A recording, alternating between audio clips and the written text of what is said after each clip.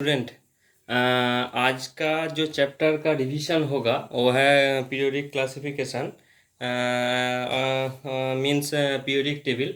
Actually class 9 में इसका जो शुरुआत था, मतलब पीरियोडिक टेबल कैसे बनता है, इसका जो शुरुआत था ये ऑलरेडी हो गया था। तो उसको जस्ट एक बार रिकैप करेंगे, यहाँ पे ज़रूरी नहीं लेकिन एक बार रिकैप करेंगे, ठीक है। Actually, you have studied in class 9 the contribution of Dobereiner, Newland and Mendeleev to the classification of element. सो उसमें क्या था, उसमें वो क्लास 9 में डिटेल्स हुआ था, लेकिन एक बार फिर से डोबेरिनर का पहले ट्रायड आया था। तो डोबेरिनर ने क्या बोला था कि Dobereiner group the element in three with similar properties such that atomic weight of the middle element was the arithmetic mean of other to.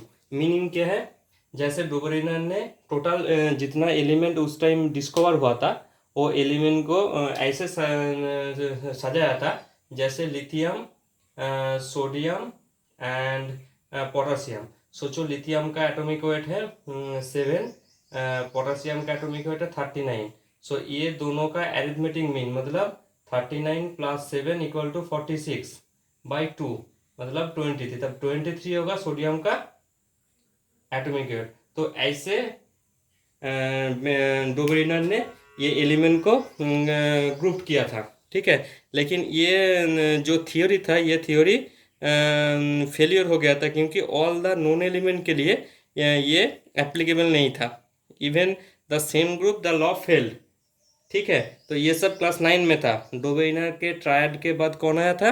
Newland. Newland scientist Newland ने एक्चुअली क्या था, साइंटिस्ट जो Newland था, Newland बहुत music को अच्छे से प्यार करता था। जैसे वो केमिस्ट था ऐसे ही म्यूजिक को भी प्यार करता था, इसलिए उन्होंने जो लॉ ऑफ ऑक्टेव दिया था उसमें क्या था, जैसे सा रे गा मा पा धा नि सा, मतलब सा से सा, मतलब every eighth element beginning from any element resembles the first element in its physical and chemical properties. इसका डिटेल्स एक्सप्लेनेशन क्लास 9 में था। इस लॉ का मेरिट क्या था, एक्चुअली न्यूलैंड ने फर्स्ट टाइम एलिमेंट को अरेंजमेंट किया था in increasing atomic weight. Newland first time element को इंक्रीजिंग एटॉमिक वेट के हिसाब से अरेंजमेंट किया था, ठीक है। एक्चुअली न्यूलैंड का जो लॉ था वो लाइटर एलिमेंट के लिए एप्लीकेबल था अप टू कैल्शियम तक, ठीक है। लेकिन वो हेवियर एलिमेंट के लिए वो एप्लीकेबल नहीं था, मतलब वो फेलियर हो गया। उसके बाद कौन आया था? Dmitry Mendeleev. मेंडेलिव ने उस टाइम जितना पॉसिबल एलिमेंट था, मैक्स टू मैक्स 63 एलिमेंट, और 63 एलिमेंट को एक्चुअली एक टेबल में अरेंजमेंट किया था। ये बहुत बड़ा उसका एक्सपेरिमेंट था। उन्होंने टोटल जो एलिमेंट था उसको 8 वर्टिकल कॉलम जिसको ग्रुप कहते हैं एंड 7 हॉरिजॉन्टल रोज जिसको पीरियड कहते हैं ऐसे सजाया था। और वो जो 8 वर्टिकल कॉलम था उस कॉलम का रोमन हॉर्डर 1 से 8 तक था। जैसे 1 2 3 4 5 6 7 एंड 8, ये 1 से 7 जो था इसको सब ग्रुप ए एंड बी से डिवाइड किया था, लेकिन 8 को डिवाइड नहीं किया था, ठीक है। तो ये था टोटल मेंडेलिव का फीचर्स एक्चुअली। और उस टाइम नोबेल गैस भी अनडिस्कवर्ड था। तो मेंडेलिव का जो पीरियोडिक टेबल दिया था, एक्चुअली मेंडेलिव ने ही पहले पीरियोडिक जो लॉ बताया था कि physical and chemical properties of element periodic function of atomic weight, मतलब मेंडेलिव भी न्यूलैंड की तरह एटॉमिक वेट के हिसाब से वो टोटल एलिमेंट को अरेंजमेंट किया था, grouping all the elements according to atomic weights and gaps for undiscovered element. जो अनडिस्कवर्ड उस टाइम एलिमेंट था उसके लिए थोड़ा गैप रखा था, लेकिन उसका ये जो पीरियोडिक टेबल था ये भी फेलियर हो गया था। ये क्लास 9 में इन डिटेल्स था, यहाँ पे नहीं लगेगा। उसका फेलियर का रीज़न क्या था? उन्होंने एक्चुअली पोजीशन ऑफ आइसोटोप वहाँ पे नहीं था। आइसोटोप को कहाँ रखेंगे ये नहीं था। पोजीशन ऑफ हाइड्रोजन को 2 जगह रखा था, और सिमिलर एलिमेंट सेपरेटेड, मतलब जैसे AU एंड PT ये सब सिमिलर एलिमेंट, लेकिन इसको अलग अलग ग्रुप अलग अलग जगह पे रख दिया था। और सम ऐसा भी था आर्गन एंड पोटासियम, ये मेंडलीव ने एक्चुअली टोटल जो पीरियड टेबल बनाया था एटॉमिक वेट के हिसाब से, लेकिन आर्गन को पहले दिया था, पोटेशियम को बाद में। लेकिन पोटेशियम का एटॉमिक वेट ज़्यादा है, सॉरी कम है, और आर्गन का ज़्यादा। तो ऐसा कुछ डिसिमिलर था, इसलिए मेंडलीव का भी पीरियोडिक टेबल फेलियर हो गया। उसके बाद कौन आया? हेनरी मोसले। हेनरी मोसले मोसले ने क्या किया, एटॉमिक वेट के जगह पे उन्होंने हर एलिमेंट का एटॉमिक नंबर ले लिया। एटॉमिक नंबर मतलब प्रोटॉन। एक्चुअली हेनरी मोसले एक एक्सपेरिमेंट किया था, उसको कहते हैं एक्सरे डिफ्रैक्शन मेथड। वो क्या था, वो क्लास 11 में है। एक्सरे का जो फ्रीक्वेंसी है हर जितना एलिमेंट डिस्कवर हुआ था, वो एलिमेंट का हर एटॉमिक नंबर के साथ एक्सरे का फ्रीक्वेंसी के साथ एक तो ग्राफ बनाया था। जैसे जैसे उन्होंने देखा क्या कि विथ इंक्रीजिंग एटॉमिक नंबर ये physical and chemical property change होते जा रहा है। ठीक है, इसके ऊपर डिपेंड करके हेनरी मोसले ने मॉडर्न पीरियोडिक लॉ बताया। बहुत बहुत इंपॉर्टेंट, क्लास 10 में ये मॉडर्न पीरियोडिक टेबल से हमारा पढ़ाई स्टार्ट होगा। तो मॉडर्न पीरियोडिक लॉ क्या दिया था कि all physical and chemical properties of any element is the periodic function of atomic number, not atomic weight. Mendeleev में था एटॉमिक वेट, यहाँ पे आ गया atomic number. Actually, if we arrange the element in order of increasing atomic number, then element with similar properties are repeated after fixed interval or gradually decrease or increase in properties after fixed interval। ये जो periodic function, ये periodic function का मतलब क्या है? मतलब after एक fixed interval इसका प्रॉपर्टीज रिपीट होगा। मतलब आइदर डिक्रीज, रिपीट मतलब वो फिक्स्ड भी रह सकता है और डिक्रीज भी हो सकता है और इंक्रीज भी हो सकता है। एक्चुअली पीरियोडिक फंक्शन का रीजन क्या है? एक्चुअली देखो यहाँ पे हाइड्रोजन के नीचे है लिथियम, लिथियम के नीचे है सोडियम। मतलब लिथियम सोडियम, लिथियम का जो प्रॉपर्टी, सोडियम का जो प्रॉपर्टी, पोटेशियम का जो प्रॉपर्टी, ये रिपीटेडली सेम होगा। ठीक है, ये क्यों? क्योंकि इसका हम बाद में आ रहा है, इसका इलेक्ट्रॉनिक कॉन्फ़िगरेशन सेम है। इलेक्ट्रॉनिक कॉन्फ़िगरेशन मतलब हर ग्रुप में, इसको कहते हैं ग्रुप, जितना है हर ग्रुप में जितना एलिमेंट है उसका इलेक्ट्रॉनिक कॉन्फ़िगरेशन मतलब उसका जो वैलेंस इलेक्ट्रॉन वो सेम है, इसलिए उसका पीरियोडिक फंक्शन, उसको कहते हैं पीरियोडिक फंक्शन। पीरियोडिक फंक्शन मतलब एक फिक्स्ड इंटरवल में उसका प्रॉपर्टीज आइदर सेम होगा और नहीं तो डिक्रीज और इंक्रीज होगा। ठीक है, तो ये मॉडर्न पीरियोडिक लॉ दिया था हेनरी मोसले ने। और उसके बाद जो ग्रेट साइंटिस्ट आया था नील्स बोर, नील्स बोर ने ये मॉडर्न पीरियोडिक लॉ को थोड़ा एडिट किया था, थोड़ा कुछ एडिट किया था। टोटल क्रेडिट था मोसले का ही, लेकिन नील्स बोर ने थोड़ा एडिट किया था। और उसको कहते हैं, ये नील्स बोर एंड मोसले दोनों मिलके जो बनाया था वो है long form of periodic table. Long form of periodic table, long form of periodic table. So topic 1 में हम ये पीरियोडिक टेबल के बारे में कुछ डिटेल्स पढ़ेंगे।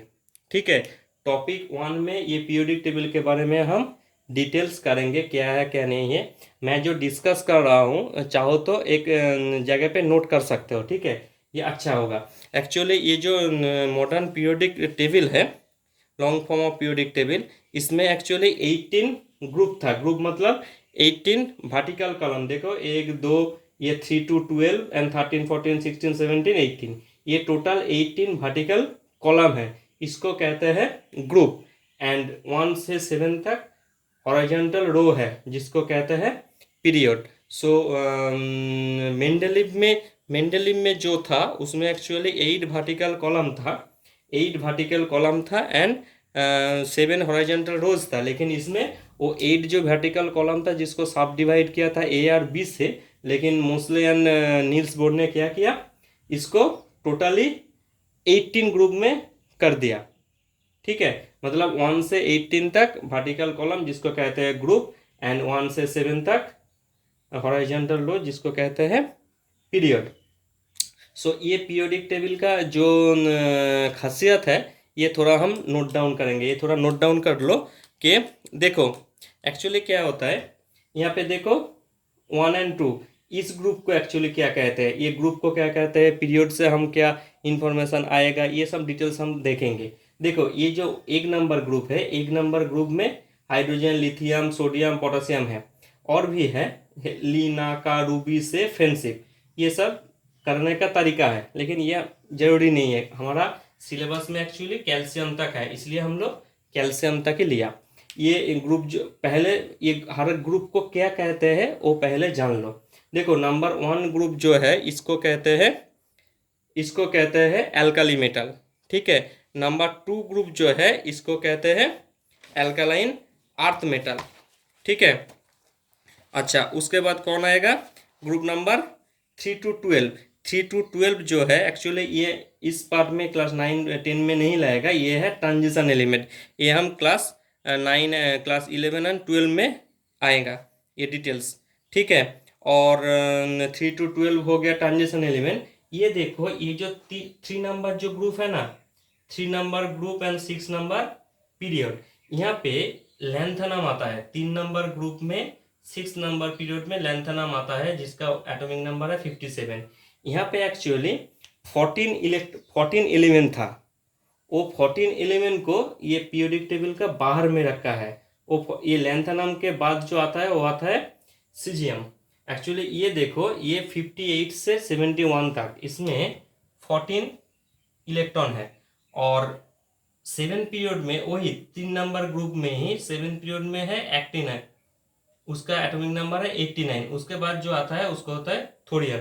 एक्चुअली क्या है, यहाँ पे ये ग्रुप नंबर 3 पे ही एंड 6 पीरियड में 14 एलिमेंट है, जिसका प्रॉपर्टी लेंथेनम का सिमिलर है, ठीक है। लेकिन उसको हम ये पीरियोडिक टेबल के बाहर रखे हैं, क्यों, क्योंकि ये 14 एलिमेंट को हम इसी तरह रखेंगे तो ये पीरियोडिक टेबल बहुत बड़ा हो जाएगा, लेंदी हो जाएगा। लेकिन हम लोगों का जो प्लान है, वो प्लान क्या है, पीरियोडिक टेबल को अच्छे से इजी से पढ़ना, इसलिए ये जो 14 एलिमेंट जो लेंथेनम का जो सिमिलर प्रॉपर्टी है उसको अलग से रखा हुआ है, ठीक है। ये 14 प्रॉपर्टी, ये 14 जो एलिमेंट है इसके, ये लेंथेनम के हिसाब से इसको कहते हैं लेंथेनॉइड, लेंथेनॉइड। यानी एक्टिनम का भी इसको कहते हैं एक्टिनॉइड। यहाँ पे भी 14 एलिमेंट है, इसको ये मेन पीरियोडिक टेबल का बाहर रखा हुआ है, ठीक है। तो 3 to 12 है ट्रांजिशन एलिमेंट। ये ट्रांजिशन एलिमेंट के अंदर ही 3 नंबर ग्रुप में 6 पीरियड में है लेंथेनॉइड एंड 7 पीरियड में है एक्टिनॉइड, ये दोनों को कहते हैं इनर ट्रांजिशन। नोट कर लो खाते में। Number 1 alkali metal, alkaline earth metal, 3 to 12 transition element, इसमें 3 number group 6 period lanthanoid, 7 period actinoid, इसको कहते हैं इनर ट्रांजिशन एलिमेंट। ग्रुप 13 को कहते हैं बोरोन से शुरू है, मतलब बोरोन फैमिली। 14 को कहते हैं कार्बन से शुरू है, मतलब कार्बन फैमिली, जैसे बोरोन बाबू, अली, गया, इंडिया, थाईलैंड, ठीक है। ये पढ़ने का तरीका है, नहीं लगेगा। 15 में है नाइट्रोजन, मतलब नाइट्रोजन फैमिली, इसको निट्रोजन भी कहते हैं। ग्रुप 16 में ऑक्सीजन, ऑक्सीजन फैमिली, इसको चैल्कोजन भी कहते हैं। ग्रुप 17 में है फ्लोरीन, मतलब ये हैलोजन फैमिली, एंड ग्रुप 18 में है नोबेल गैस। ये बहुत बहुत इंपॉर्टेंट है। ऐसा क्वेश्चन आ सकता है कि एल्काली, 2 एल्काली मेटल का एग्जाम्पल दो, 2 एल्कालाइन अर्थ मेटल का एग्जाम्पल दो, ठीक है। तो ये थोड़ा 2-2 करके थोड़ा याद रखना। 1 से 20 तक एटॉमिक नंबर 1 से 20 तक हमारा सिलेबस में एक्चुअली है। सो यहाँ पे देखो, तो ये गया टोटल, मेनली ये है ग्रुपिंग, और ये जो 1 and 2 ग्रुप इसको कहते हैं S block element. S block 3 to 12 को कहते हैं D block element, and 13 to 18 को कहते हैं पी ब्लॉक एलिमेंट, ठीक है। 13 to 18 को कहते हैं P block element, and total 4 block है हमारा सिस्टम में। एक तो है S block, then D block, then P block, and ये जो 14 करके एलिमेंट है इसको कहते हैं ए ब्लॉक एलिमेंट, ये है ए ब्लॉक, ठीक है। तो ये थोड़ा नोट डाउन कर लो। ये था ग्रुप वाइज कुछ इंफॉर्मेशन, ठीक है। इसके बाद पीरियड वाइज कुछ इंफॉर्मेशन क्या है, देखो ऐसा क्वेश्चन आता है कि शॉर्टेस्ट पीरियड कौन सा है, लॉन्गेस्ट पीरियड कौन सा है, इसलिए हर पीरियड में कितना एलिमेंट है वो जानना है। देखो फर्स्ट पीरियड में कौन सा है, हाइड्रोजन एंड हीलियम, मतलब फर्स्ट पीरियड में 2 एलिमेंट है, सेकेंड पीरियड में 8 एलिमेंट है, थर्ड पीरियड में देखो थर्ड पीरियड में भी 8 एलिमेंट है, फोर्थ पीरियड में यहाँ पे नहीं लिखा लेकिन यहाँ पे है 18 एलिमेंट, फिफ्थ में भी 18, उसके बाद सिक्स में 32 एंड 32। ये 32 क्यों आया, क्योंकि ये 14 को लेके, लेकिन ये 7 ग्रुप यहाँ पे भी 32 है, यहाँ पे 32 एलिमेंट है, लेकिन ये 7 जो पीरियड है ये इनकम्प्लीट है। इनकम्प्लीट क्यों, क्योंकि नया जो डिस्कवर होगा वो 7 पीरियड में आएगा। सो इसमें से सबसे शॉर्टेस्ट पीरियड कौन सा हुआ है, नंबर 1 2 है, और लॉन्गेस्ट 6 भी हो सकता है 7 भी हो सकता है, लेकिन 7 इनकम्प्लीट है। ठीक है, ये इंफॉर्मेशन थोड़ा जानने के लिए ये जरूरी है, एक साथ मिल जाएगा, ये करके नोट डाउन करके रख लो। ठीक है, ये था एक्चुअली ग्रुप हमारा टॉपिक 1 के अंदर पीरियोडिक टेबल का क्या क्या है, पीरियोडिक टेबल में पीरियड में क्या है, ग्रुप में क्या है, ये थोड़ा इन्फॉर्मेशन एक जगह पे नोट डाउन करके रखो। ठीक है, ये गया टॉपिक 1। इसके बाद देखो हमारा टॉपिक 2।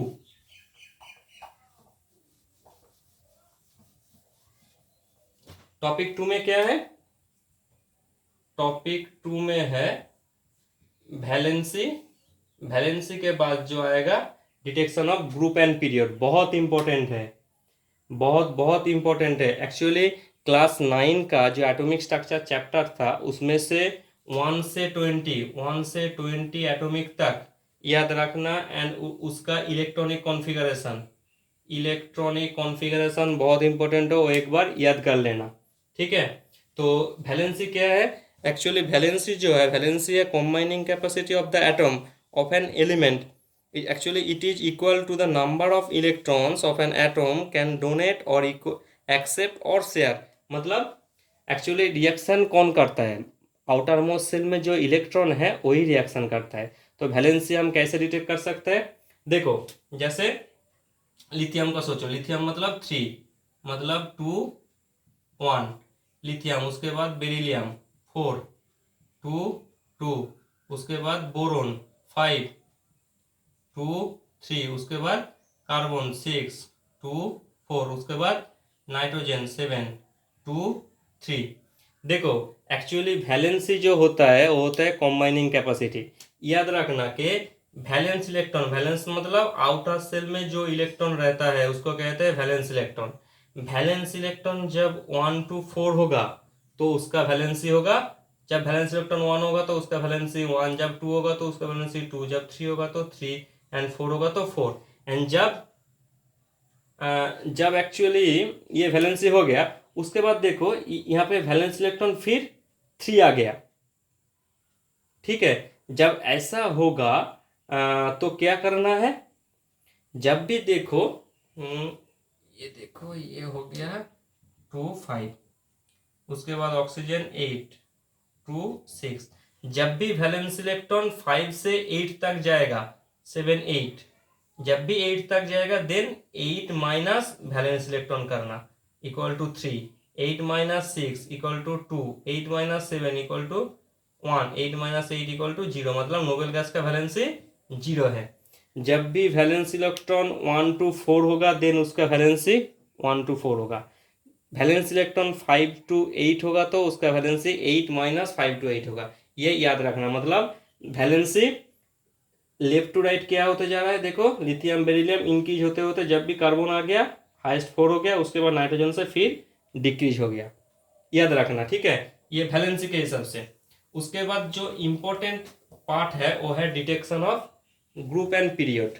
पहले देखो ग्रुप मतलब ऐसा, एक तो एग्जांपल ले लो, जैसे लिथियम मतलब 3, मतलब 3 2 इलेक्ट्रॉनिक कॉन्फ़िगरेशन 1, उसके बाद बेरिलियम देखो 2 2। ठीक है, देखो लिथियम में क्या है, लिथियम में देखो सेम ग्रुप, लिथियम में जो ग्रुप है वो ग्रुप देखो, यहाँ पे है लिथियम नंबर 1 ग्रुप में और बेरिलियम नंबर 2 ग्रुप में। मतलब देखो ये जो वैलेंस इलेक्ट्रॉन है, ये वैलेंस इलेक्ट्रॉन के ऊपर डिपेंड कर रहा है। सोचो बोरोन, बोरोन मतलब 3, मतलब 2 1, ठीक है। उसके बाद देखो कार्बन मतलब इसका 6, सॉरी ये 5, बोरोन 5, बोरोन 5 मतलब 2 3, कार्बन उसके बाद 2 4। अच्छे से याद रखना, एक सेकेंड जस्ट।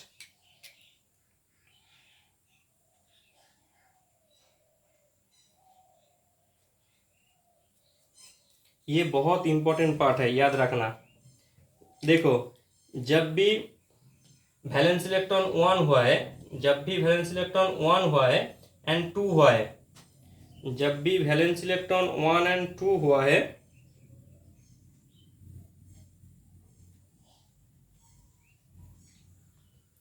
तो उसका ग्रुपिंग क्या होगा, 1 एंड 2 होगा। देखो 1 एंड 2, जब भी ये 13, बोरोन कहाँ पे है 13 में है और कार्बन कहाँ पे है 14 में, लेकिन इसका वैलेंस इलेक्ट्रॉन 3 एंड 4। तो यहाँ पे याद रखना, देखो मैंने ग्रुप के लिए 2 बनाया, मतलब वैलेंस इलेक्ट्रॉन जब 1 एंड 2 होगा देन उसका ग्रुप होगा 1 एंड 2, लेकिन वैलेंस इलेक्ट्रॉन जब 3 to 8 होगा देन उसके साथ 10 ऐड करना। क्लियर? बहुत इंपॉर्टेंट पार्ट है। कोई एटॉमिक नंबर, ऐसा क्वेश्चन आता है कि एक एलिमेंट उसका एटॉमिक नंबर 16, तो कौन सा ग्रुप में है। सोचो उसका एटॉमिक नंबर 16 मतलब 2 8 6, इसका वैलेंस इलेक्ट्रॉन 6, 16 किसका है, सोचो इसके नीचे वाला जो है, तो क्या होगा उसका ग्रुप 6 वैलेंस इलेक्ट्रॉन 6 मतलब 3 से 8 के अंदर आता है, इसलिए 6 + 10, सो उसका वैलेंस ग्रुप हो गया 16। सो ग्रुप बनाने के लिए 2 तरीका है, एक तो है जब वैलेंस इलेक्ट्रॉन 1 एंड 2 देन उसका ग्रुप होगा वही, एंड जो वैलेंस इलेक्ट्रॉन जब 3 to 8 होगा तो उसका ग्रुप होगा 10 + वो वैलेंस इलेक्ट्रॉन। बहुत इंपॉर्टेंट है, ठीक है, याद रखना। ये था ग्रुप। उसके बाद देखो, उसके बाद क्या है पीरियड। कोई एक एग्जांपल ले लो, सोचो लिथियम 3 मतलब 2 1, बेरिलियम 4 मतलब 2 2, उसके बाद एक तो एग्जांपल ले लो सोडियम 2 11 मतलब 2 8 1। देखो ये कौन सा पीरियड में है, लिथियम 2 नंबर में, इसलिए उसका नंबर ऑफ सेल भी 2 है। बेरिलियम भी 2 नंबर है, इसलिए उसका नंबर ऑफ सेल भी 2 है। सोडियम 3 नंबर पे, इसलिए उसका नंबर ऑफ सेल भी 3 नंबर है। तो पीरियड का कैसे आइडेंटिफाई करेंगे, नंबर ऑफ सेल के हिसाब से।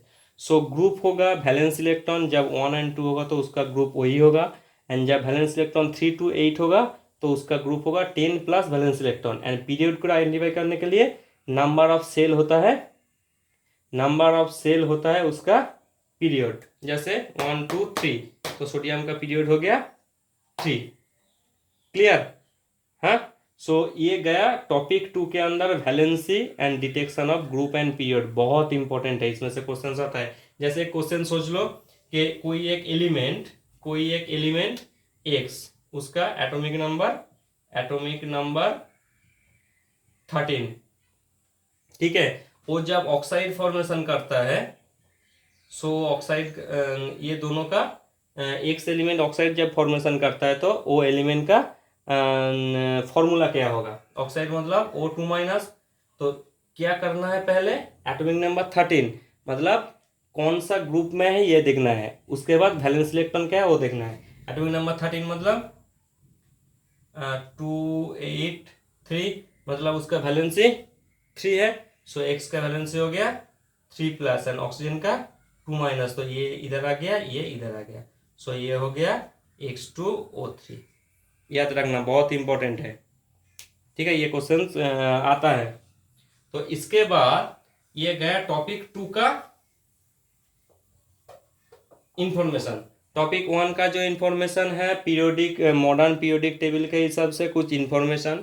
टॉपिक 2 में जो पढ़ना होगा वो है valency and detection of group and period. Topic 3 में, उसके बाद आ जाओ टॉपिक 3। टॉपिक 3 में जो पढ़ेंगे हम लोग वो होगा प्रॉपर्टीज एंड वेरिएशन। बहुत बहुत इंपॉर्टेंट है। देखो, तो पहला जो प्रॉपर्टी है, वो पहला प्रॉपर्टी जो है एटॉमिक रेडियस का। तो एटॉमिक रेडियस मतलब ये जो प्रॉपर्टी है, लेफ्ट टू राइट क्या होता है, टॉप टू बॉटम क्या होता है, ये एक्सप्लेनेशन करना है। एक्सप्लेनेशन नहीं आएगा, नहीं आएगा एग्जाम में, जस्ट क्वेश्चन आएगा कि ये लेफ्ट टू राइट क्या होता है, टॉप टू बॉटम क्या होता है, लेकिन एक्सप्लेनेशन थोड़ा जानना होगा। तो पहले देखो एटॉमिक रेडियस। तो यहाँ पे देखो, जैसे सोचो लिथियम, सोडियम, पोटेशियम। लिथियम का है 3, सोडियम का 11, पोटेशियम का 19।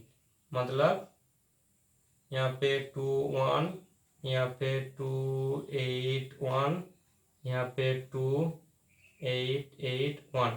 देखो हर ग्रुप का देखो वैलेंसी 1 है, मतलब वैलेंस इलेक्ट्रॉन। यहाँ पे ये प्रोटॉन, ये 2 इलेक्ट्रॉन, 1 इलेक्ट्रॉन, यहाँ पे 1 2 3 सेल, यहाँ पे 4 सेल है, 1 2 3 4।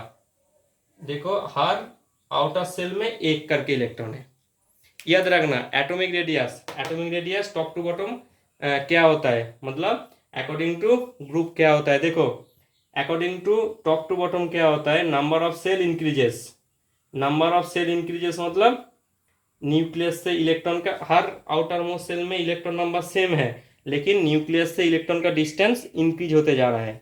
जब डिस्टेंस इंक्रीज होते जा रहा है, मतलब न्यूक्लियस एंड इलेक्ट्रॉन के बीच अट्रैक्शन डिक्रीज होते जा रहा है, इसलिए atomic radius top to bottom क्या होगा, इंक्रीज होते जाएगा। क्लियर, बहुत इंपॉर्टेंट है। Atomic radius top to bottom, number of shell increases, मतलब distance from nucleus to electron increases, इसलिए एटॉमिक रेडियस भी इंक्रीज होते जा रहा है। ठीक है, उसके बाद वैलेंसी। वैलेंसी देखो हर ग्रुप का वैलेंसी सेम ही है, इसका कोई चेंज नहीं होगा, क्योंकि वैलेंस इलेक्ट्रॉन आउटर मोस्ट में इलेक्ट्रॉन है 1 1 करके, तो वैलेंसी चेंज नहीं होगा। उसके बाद ये इसका इसका इसका ये तीनों का डेफिनेशन करना है, बहुत important. Ionization potential, electron affinity and electronegativity, ये हर टर्म को अच्छे से याद रखो, तो इसका टॉप टू बॉटम क्या होता है, लेफ्ट टू राइट क्या होता है, सब समझ में आ जाएगा। जैसे आयनाइजेशन पोटेंशियल, आयनाइजेशन पोटेंशियल क्या होता है, आयनाइजेशन पोटेंशियल जो होता है आउटर सेल में, मतलब सोचो एक गैसियस एटम है, ये गैसियस एटम का आउटर सेल से एक इलेक्ट्रॉन को बाहर करने के लिए जो एनर्जी लगता है, वो जब ये इलेक्ट्रॉन बाहर हो जाएगा तो कैटायन हो जाएगा, gaseous cation. The amount of energy required to remove one electron from its outermost shell is called ionization potential. Ionization potential मतलब वैलेंस सेल से एक इलेक्ट्रॉन को बाहर जाने के लिए जो एनर्जी लगता है वही होता है आयनाइजेशन पोटेंशियल। मतलब टॉप टू बॉटम देखो क्या होता है, न्यूक्लियस और इलेक्ट्रॉन के बीच अट्रैक्शन ज़्यादा है, यहाँ पे डिस्टेंस इंक्रीज मतलब अट्रैक्शन डिक्रीज। यहाँ पे अट्रैक्शन, ये न्यूक्लियस एंड इलेक्ट्रॉन के बीच अट्रैक्शन और डिक्रीज। अट्रैक्शन जब डिक्रीज हो जाएगा तो ये इलेक्ट्रॉन इसके साथ लूजली बाउंडेड है, इसलिए इसको बाहर जाने के लिए जो एनर्जी लगता है वो बहुत कम लगता है। और यहाँ पे देखो अट्रैक्शन सबसे ज़्यादा है, इसलिए इस इलेक्ट्रॉन को बाहर जाने के लिए एनर्जी ज़्यादा लगता है। मतलब टॉप टू बॉटम क्या होता है, आयनाइजेशन पोटेंशियल डिक्रीज होते जा रहा है, मतलब जितना टॉप टू बॉटम हम आएंगे अट्रैक्शन डिक्रीज होगा, तो इलेक्ट्रॉन को इजीली हम बाहर कर देंगे, मतलब आयनाइजेशन पोटेंशियल और आयनाइजेशन एनर्जी कम लगेगा। क्लियर। उसके बाद है इलेक्ट्रॉन एफिनिटी। इलेक्ट्रॉन एफिनिटी का भी डेफिनेशन बहुत इंपॉर्टेंट है। इलेक्ट्रॉन एफिनिटी क्या है, कोई एक सिस्टम बाहर से एक इलेक्ट्रॉन को एक्सेप्ट किया, उसके बाद जो एनर्जी रिलीज होता है वो होता है इलेक्ट्रॉन एफिनिटी। ठीक है, कोई एक सिस्टम उसका वैलेंस सेल में एक इलेक्ट्रॉन को, ये है इलेक्ट्रॉन को बाहर जाने के लिए, और इलेक्ट्रॉन एफिनिटी है इलेक्ट्रॉन को अंदर आने के लिए। देखो जब ये electron and nucleus and electron के बीच जितना अट्रैक्शन ज़्यादा होगा, वो जो इलेक्ट्रॉन आएगा उसको भी एफिनिटी, एफिनिटी मतलब लविंग मतलब अट्रैक्शन। ठीक है, अट्रैक्शन मतलब ये न्यूक्लियस के जितना नज़दीक होगा इलेक्ट्रॉन, और जो इलेक्ट्रॉन आएगा उसको ये तुरंत एक्सेप्ट कर लेता है। लेकिन जब भी ये न्यूक्लियस के साथ इलेक्ट्रॉन का डिस्टेंस इलेक्ट्रॉन नहीं, तुम ऐसे सोचो ये न्यूक्लियस के साथ वैलेंस जो सेल है, ये सेल का डिस्टेंस इंक्रीज हो गया। डिस्टेंस इंक्रीज हो गया मतलब जो इलेक्ट्रॉन आ रहा है उसको अट्रैक्शन करने का इसका कोई इच्छा ही नहीं है, तो डिस्टेंस जितना इंक्रीज होगा, जो इलेक्ट्रॉन आ रहा है उसको अट्रैक्शन करने का इसका एकदम ही इच्छा नहीं होगा।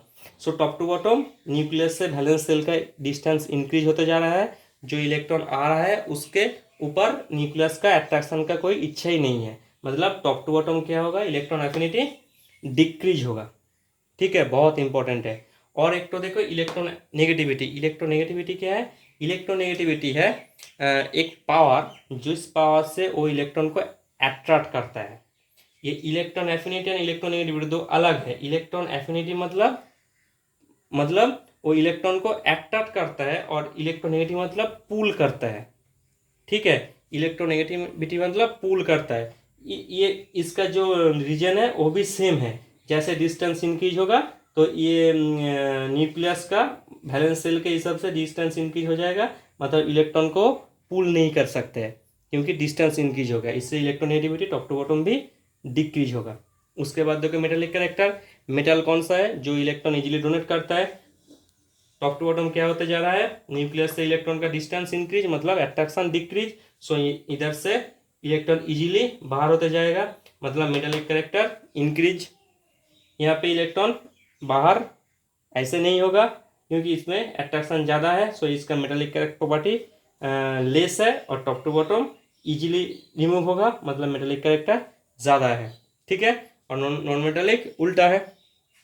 उसके बाद देखो oxidation. Oxidation means release of electron. Release of electron. देखो top to bottom attraction less क्योंकि डिस्टेंस इंक्रीज, सो इलेक्ट्रॉन को इजीली डोनेट कर देंगे वो, मतलब पोटेशियम इजीली इलेक्ट्रॉन को डोनेट कर सकता है, इसलिए उसका ऑक्सीडेशन प्रॉपर्टी भी इंक्रीज कर सकता है टॉप टू बॉटम। ठीक है, और रिडक्शन उल्टा। उसके बाद देखो बेसिसिटी ऑफ ऑक्साइड। बेसिसिटी मतलब जो मेटालिक होगा, याद रखना कि मेटालिक कैरेक्टर जैसा होगा बेसिसिटी ऑफ ऑक्साइड भी ऐसा ही होगा, और नॉन मेटालिक कैरेक्टर जैसा होगा एसिडिटी ऑफ ऑक्साइड भी ऐसा ही होगा। सो बेसिसिटी ऑफ ऑक्साइड क्या होगा? Metallic character top to bottom increase क्योंकि इजीली अवेलेबल इलेक्ट्रॉन है। सो बेसिसिटी ऑफ ऑक्साइड भी टॉप टू बॉटम इंक्रीज, लेकिन acidity of oxide non metallic character के हिसाब से डिक्रीज। तो ये गया top to bottom properties and variation. ठीक है, इसके बाद देखो लेफ्ट टू राइट मतलब पीरियड के हिसाब से।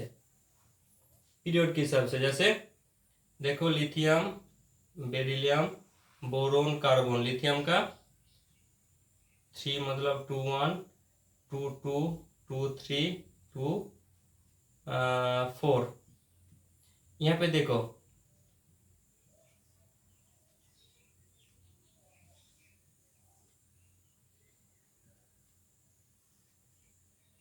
यहाँ पे 1 इलेक्ट्रॉन, यहाँ पे 2 इलेक्ट्रॉन, यहाँ पे 3 इलेक्ट्रॉन। देखो top to bottom left to right क्या होगा? Number of shell same. Left to right number of shell same, लेकिन यहाँ का न्यूक्लियर चार्ज किसके ऊपर डिपेंड करता है? नंबर ऑफ प्रोटॉन के ऊपर। यहाँ पे कितना प्रोटॉन है? 3, यहाँ पे 4, यहाँ पे 5, उसके बाद 6, मतलब नंबर ऑफ प्रोटॉन इंक्रीजेस, मतलब न्यूक्लियर चार्ज इंक्रीज होते जा रहा है। अच्छे से याद रखना, न्यूक्लियर चार्ज मतलब ये न्यूक्लियस का चार्ज जितना इंक्रीज होगा वो वैलेंस सेल का इलेक्ट्रॉन को उतना ही अट्रैक्ट करेगा। बहुत इंपॉर्टेंट है। टॉप टू बॉटम क्या हुआ था? नंबर ऑफ सेल इंक्रीज हुआ था, लेकिन यहाँ पे नंबर ऑफ सेल सेम है, लेकिन न्यूक्लियर चार्ज इंक्रीज होते जा रहा है। सो एटॉमिक रेडियस क्या होगा?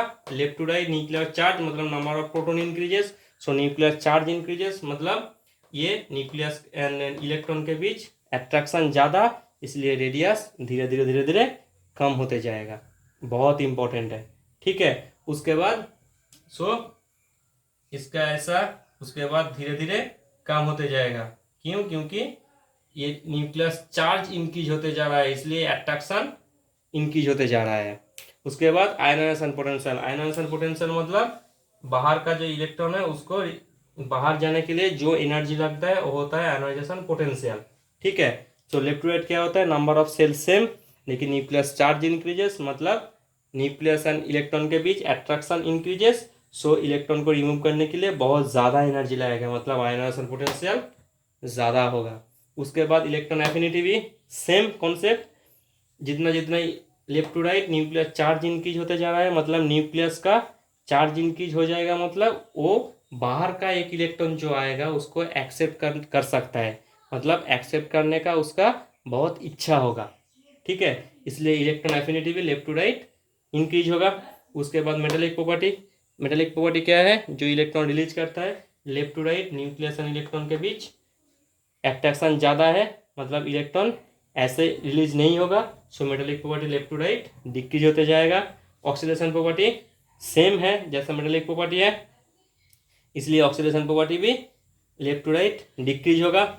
और मेटालिक प्रॉपर्टी के ऊपर डिपेंड करके बेसिसिटी ऑफ ऑक्साइड वो भी सेम है जैसे मेटालिक प्रॉपर्टी। देखो पीरियोडिक टेबल में मेटल ऑलवेज लेफ्ट हैंड में रहता है और नॉन मेटल राइट हैंड में। ठीक है, और इसमें एक तो पॉइंट था वो भूल गया, एक्चुअली नोट डाउन कर लो कि यहाँ पे जो बोरोन सिलिकॉन जर्मेनियम है ना, ये है मेटालॉइड। मेटालॉइड मन मीन्स उसके पास मेटल का भी कैरेक्टर है और नॉन मेटल के भी कैरेक्टर है। तो छोड़ दो, वो एक बार वहाँ पे नोट डाउन कर लेना।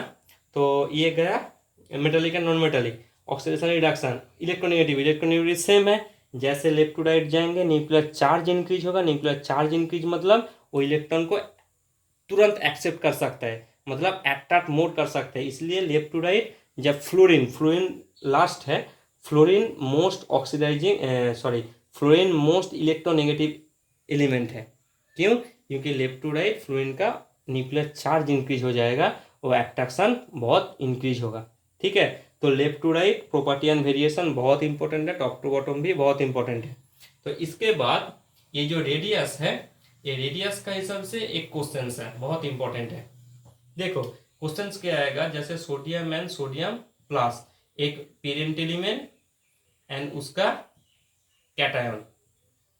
सोडियम का प्रोटॉन भी 11 है एंड इलेक्ट्रॉन भी 11 है, लेकिन इसका प्रोटॉन 11 है और इलेक्ट्रॉन 10।